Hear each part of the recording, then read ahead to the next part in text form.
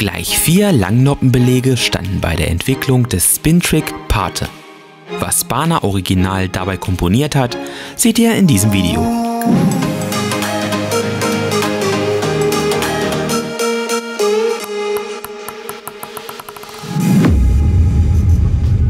Knapp 39 € werden für den Spin-Trick, der übrigens auch in grün sowie neben der schwammlosen OX-Version in den Schwammstärken 0,5 und 1 mm erhältlich ist, fällig.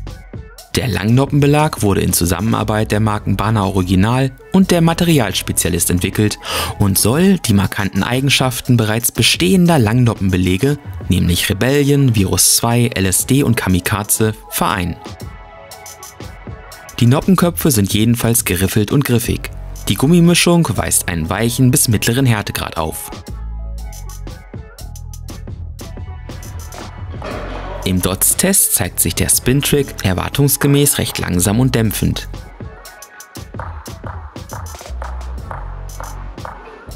Darüber hinaus reagieren die Noppen nur schwach auf ankommende Rotation.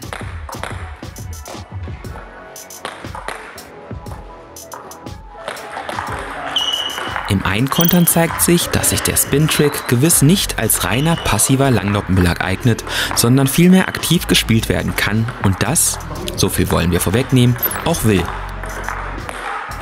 Auffällig ist hierbei auch schon der recht hohe Störeffekt sowie Flatterbälle, die beim Gegner immer wieder für Verwirrung sorgen.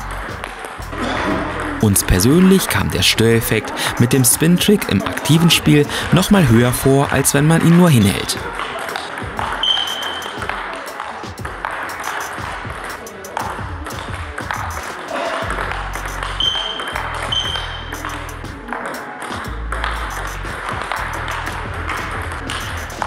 Im tischnahen Blockspiel verhält sich der Spin-Trick recht spin-unempfindlich. Aufgrund des Flummi-Effektes muss man das Schlägerblatt aber dennoch leicht schließen. Auch hier ist ein Flatter-Effekt vorhanden.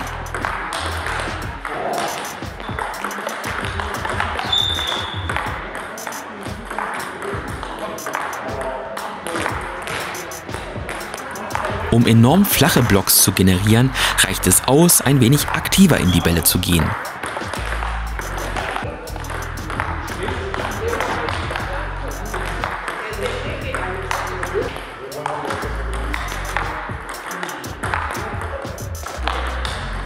Sehr solide gelingt auch der Hackblock, mit dem extrem flache, kurze und auch sehr winkelige Ablagen möglich sind.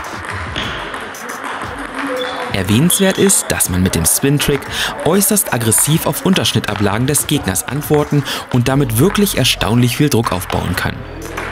Der Wechsel vom defensiven ins aktive Spiel gelingt hier wirklich erstaunlich gut.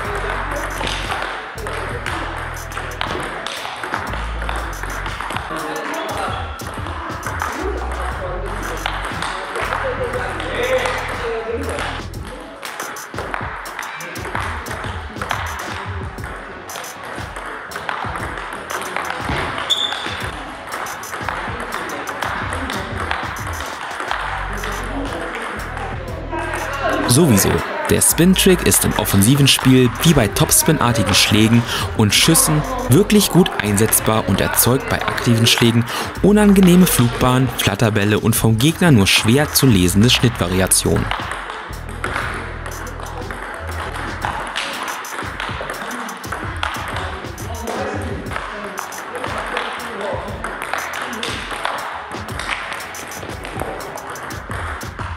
Eine weitere Paradedisziplin dürfte der aktive Druckschupf sein. Hier kann man mit dem Spin-Trick selbst flache Schupfbälle aggressiv beantworten und durch Tempowechsel sowie unangenehme Platzierung für den Punktgewinn sorgen.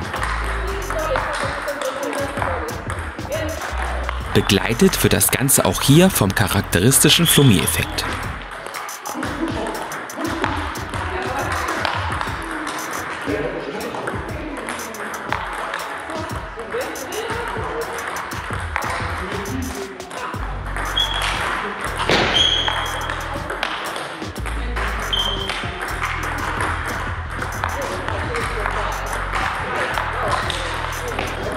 In der langen Abwehr ist der Spin-Trick unseren Eindrücken nach eher auf ein kontrolliertes Bringen ausgelegt.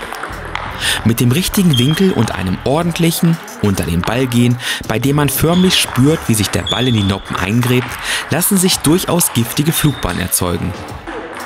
Das maximale Spin-Niveau liegt in einem soliden mittleren Bereich.